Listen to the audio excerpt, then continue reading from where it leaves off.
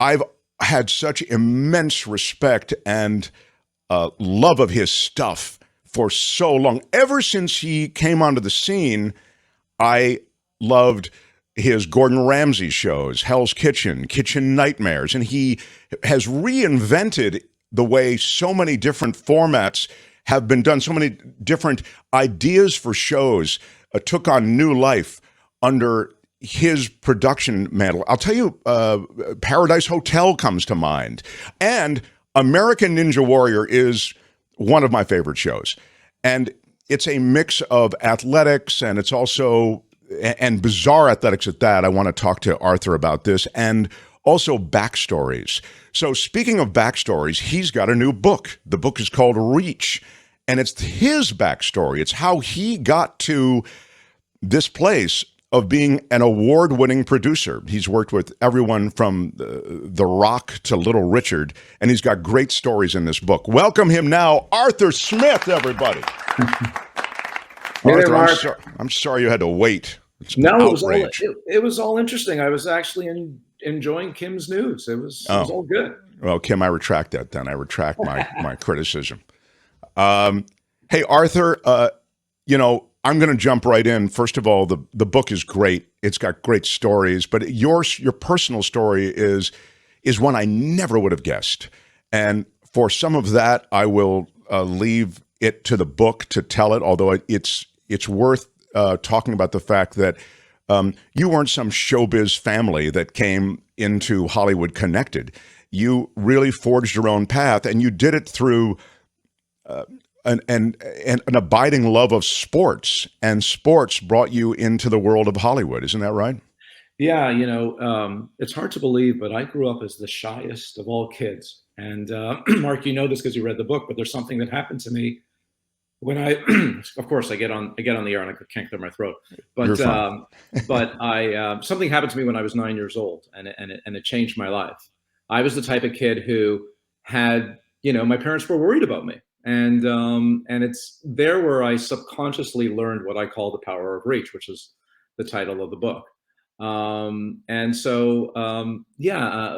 I discovered the power of reach, even though some of it was discovered subconsciously, it led me to reach and put myself out there. And I say often in the book, and I've said it when I talk to young people, that you only realize your full potential unless you reach beyond what you think you can do.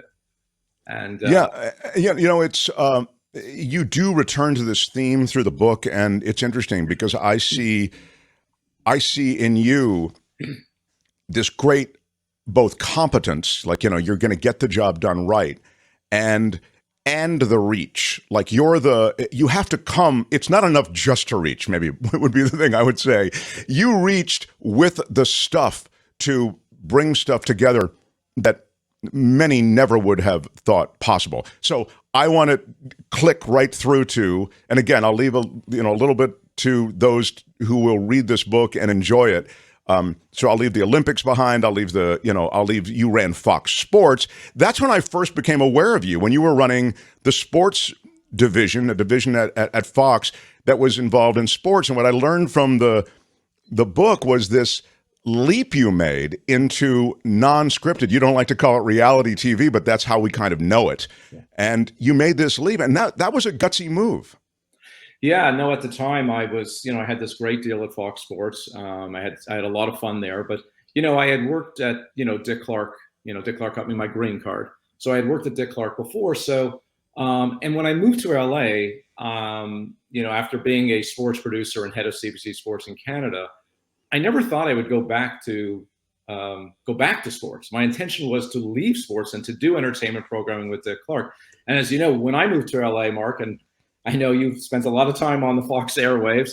By the way, Mark was the excellent voice of Paradise Hotel. I mean, I love that. I love that show too. Yeah. Really loved it. So at the time, I never, I never anticipated going back to sports. Yes, sports is a big love of mine, but television is my first love. And around that time when I first moved to LA, I think Fox Network barely existed. I Married with Children, maybe The Simpsons was on. And then Fox got, the rights to, to football in '94. And then they called me in '95 and asked me to come back. And at the time I was an executive at Universal. And I had no intention of going back. And at first I said, I kind of stiff armed it away and said, I've made the transition out of sports. I'm now an entertainment guy. And then I met with David Hill, who was the chairman, and everything changed. And I said to him, I said, well, you have you have football, and you do it well. And I said, well, what am I going to do? And he said, well, you're going to be the head of programming and production. I said, are you offering me the job? And he went, not yet. We're still interviewing. I said, okay. But eventually they did. And then I went back to sports. But the whole time I was in sports, I was thinking about and missing the entertainment side of me. And so I knew that I wasn't staying there forever, but nonetheless, it was a big gamble for me. I call it the biggest reach of my life because I had this long-term deal at Fox Sports. I had, 2 young daughters, my wife, and I was leaving this well-paying job for nothing, for no income. Yeah, and you talk about it in the book. It's like a real inflection moment in your life, It's hard to imagine because this guy's had, you're really top of the pyramid. And, we know as readers that you end up in this good place. But even when you're reading the book, you're like, God, you're kind of rooting for the guy. And then you remember, oh, yeah, it all works out. But one of the things that I think makes your journey interesting, not to interrupt, because that was, as I say, a big moment in your life, that move to entertainment, to non-scripted stuff. You aren't sure that everything's going to work out. You don't walk in with the idea like, hey, man, I got this. There's a quality of trying to have your act together all the time and also being guarded. I mean, you talk about reach, but you are guarded and you can see this kind of tug of war in your own mind about those things that you take on. Yeah, I mean, listen, I'm one of those people who analyzes, but I don't analyze to the point of not moving, which I think is very dangerous because I think people do that. And that's why I always say, try, get out there. And, some of the qualities that have helped me in my work are not great qualities in the rest of my life. I'm very OCD. I'm very impatient. I say impatient people get there faster, and I'm very restless. So as a producer, these are good things. That's, it causes some issues in my other life, other parts of my life. But I think, I'm very focused, and I believe that when you narrow the target, you have a better chance of hitting it. When I was in college, I only wanted to work at one place, the CBC Sports. When I moved to LA, prior to moving to LA, when I looked at the LA landscape and entertainment programming, I wrote one letter, and that was it. I mean, sometimes it's not that smart to have because you don't often, but I find I have a better chance of hitting my target when I narrow my focus and devote my energy. And I wrote one letter, and that letter was to Dick Clark. And shockingly, I got a letter back, and then Dick and I had a 2-hour meeting, and then he said, I have no idea what to do with you. And then he called me 3 weeks later. Now, there's a story that's not in the book, Mark, that's kind of interesting, is that Dick Clark he told me the story years after I was working with him. And he said, when I hired you, I have to confess to something. And I said, okay. He said, I have a distributor in Canada, this guy by the name of Harold Greenberg, who handles all my Canadian programs. American Music Awards gets distributed in Canada. It goes through a distributor. And he said, I called him for a reference because he's, a buddy of mine. He's someone I know in Canada. I figured, you being the head of CBC Sports, he would know you. So I called him and I said, Harold, do you know anything about this Arthur Smith guy? And Harold said, yeah, no, I know him well. He says, I'm about to offer him a job. So Dick Clark hung up the phone and called me and offered me the job. To Bigfoot to jump over the other guy. Yeah, and I never knew what the job was, but Harold was this he was kind of a mogul in Canada. He produced the movie Porky's. He owned cable channels. I see. But like I said, I don't know what the job was. It's better that I didn't know. Dick, by the way, it wasn't like Dick told me the next day. He told me years later. Yeah. It was just the funniest thing. And I think that's he terrific. offered me the job, but maybe not as quick. I remember. Well, I remember in the book you talk about the Dick Clark conversation, and you had so many ideas. You had so much. Clearly, you were like somebody, you were going to be an asset to that organization. And sure enough, it took a couple of weeks, but they were like, we don't know what we want to do with you, but we really like you, so you've got to join us. So, in our limited time, I want to click ahead to one of the other stories I like. And I was always curious about this, and I didn't know this until I read your book. Because Arthur Smith and I share a friend, and that is this executive who's mentioned prominently in the book, Mike Darnell. And Mike Darnell is a pioneer in this reality or a non-scripted or non-fiction, whatever you want to call it, kind of television. He's done everything weird like Alien Autopsy, and he's done everything mainstream like American Idol. But you talk about meeting Gordon Ramsay. Okay, now Mike had told me, hey, Mark, I've got this guy, Gordon Ramsay. He's unreal. So that's like, I feel like I got in early on hearing about Gordon Ramsay, but you got in early as the guy who was being delivered Gordon Ramsay, but you had to bond with him, figure out a show with him, do all this stuff. So tell everybody the story of how you met Gordon Ramsay. Well, Mike called me. I remember where I was. I was in the parking lot of the Grove, circling around trying to find a parking spot. And, the combination of that and talking to Mike Darnell, like I felt my head was spinning anyhow. So Mike says to me, he says, I have this idea to put you together with this guy, the chef by the name of Gordon Ramsay. Now, Gordon wasn't known in the country, in America by then. He was a Michelin star chef, very successful, but not known in America. And he says, I have this, you should see this show that he does called Hell's Kitchen in the UK. And I go, Mike, I said, a food show on network television. It doesn't work. It's not mainstream. It's not broad. He goes, well, that's what you're supposed to do. But he says, take a look at the tape. And I go, all right, like Mike's amazing. And Mark's right. Mike's a legend. And, if he would have told me to watch a burning log on tape, I would have watched the burning log on tape. I would have done anything for him. So I get home, I watch the tape. Gordon's amazing. It's a show called Hell's Kitchen, but not the Hell's Kitchen that we would end up doing. And right away, I said, Gordon's special, and I like the title, but I don't love the show. And then I sat down with Mike and talked to him about what I thought the show should be and how to broaden it out. I'm not a foodie. So, and food was in a much different place in America at that time. We've evolved as a nation. And, my first meetings with Gordon were really funny because, he would, in his Gordon way, would say, absolutely nothing about food. Well, it was almost an awkward exchange that you had initially with him. It was really awkward. It was by no means clear that you guys were going to get along. No. And in the end, what I said to him in response to that, I said, well, I know a lot about television. And I said, I promise you that everything that we will do will be purposeful in the show. And then I got into a whole conversation with him on what makes a great chef. And then we developed the show. And now I'm kind of a foodie, and I've learned a lot from Gordon. But I made a show for me because I said I want to reach a broad audience. And sure enough. But the funny thing, Mark, was at the time Fox was very nervous about the show. There had never been anybody like Gordon Ramsay on television, and the show sat on the shelf for 6 months.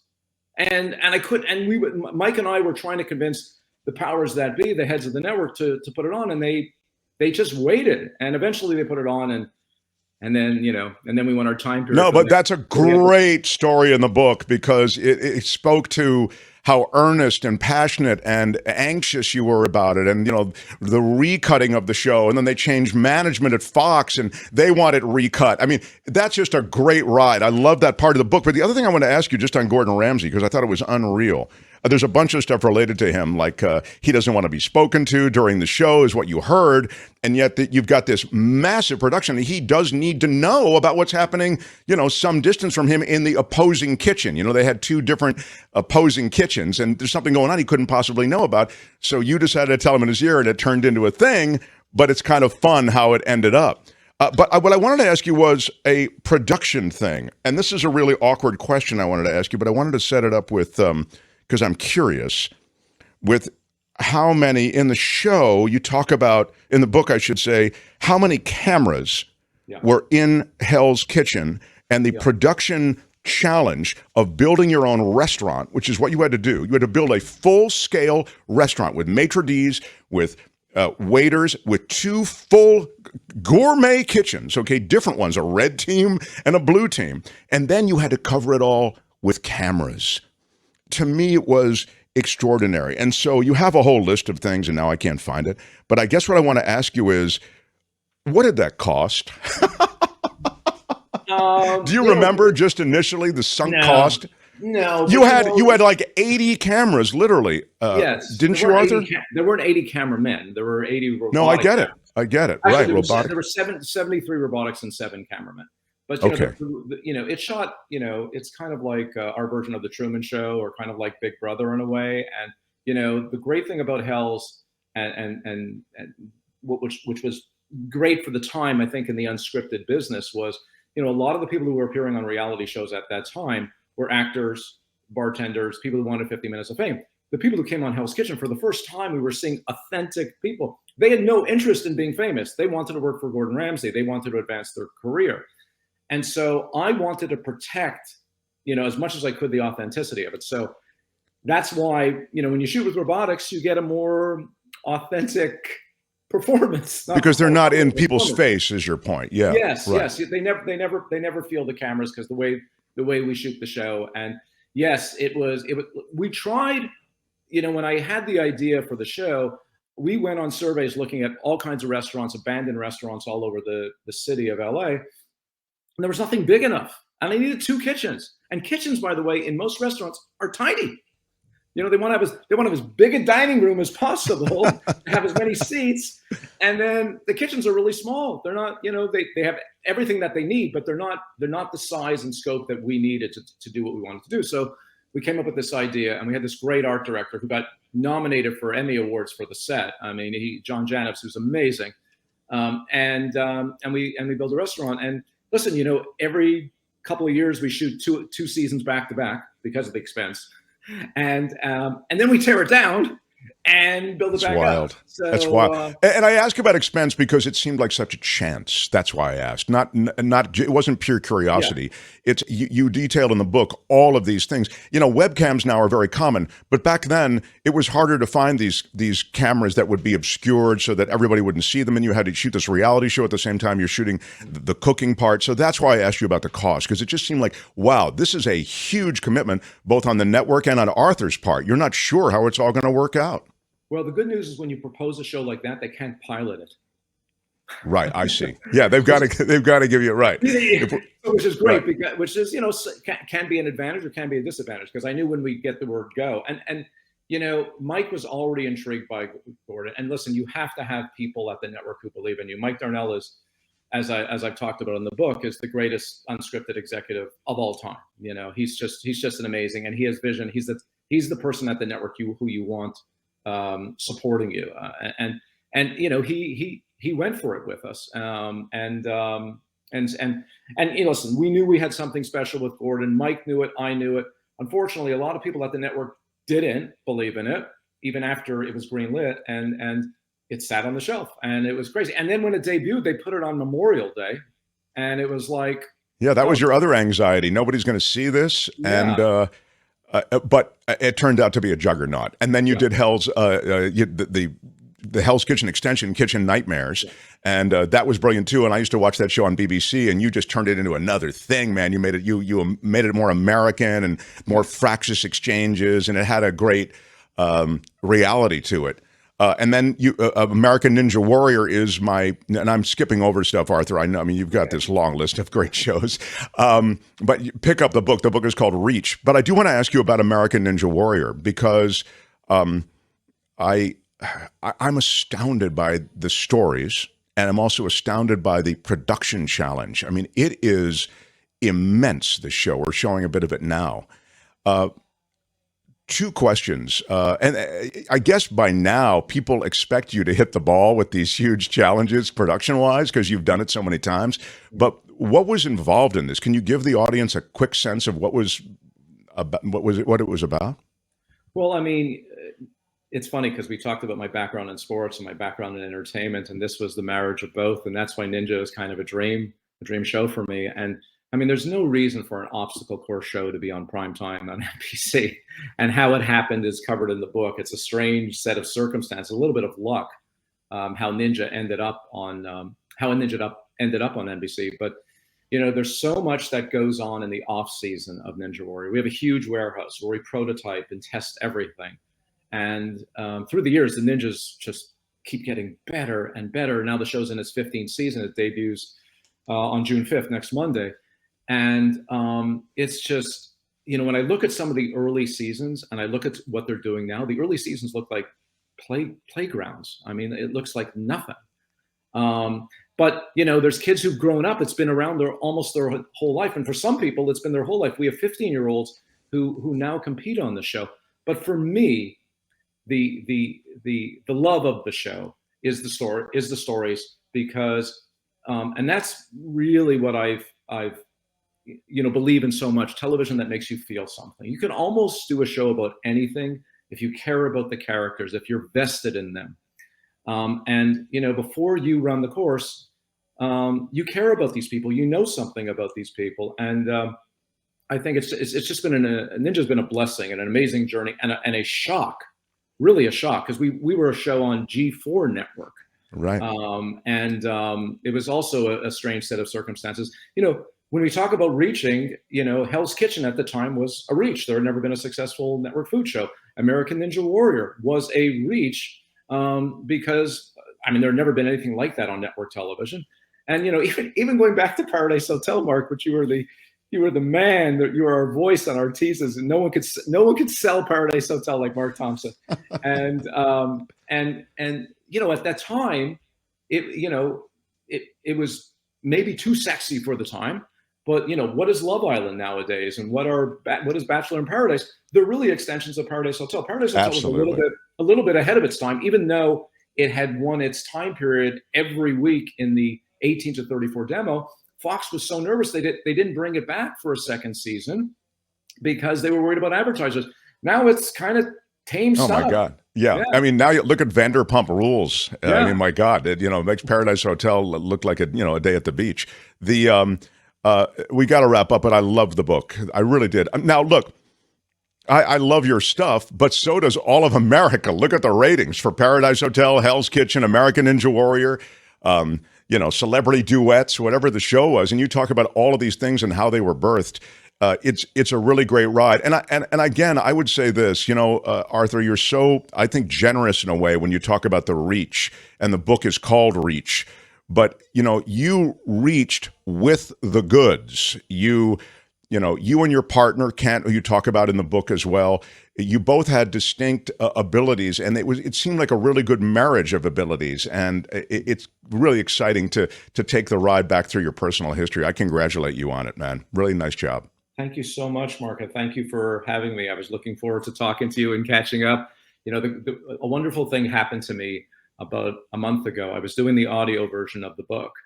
And the poor audio engineer, he has no choice. Mark, you had a choice to read this book or not. The audio guy, during the audio, 4 days of putting down the audio book, and he's an engineer. He's in the studio, and 6 or 7 hours a day, 4 days, I do the audio version.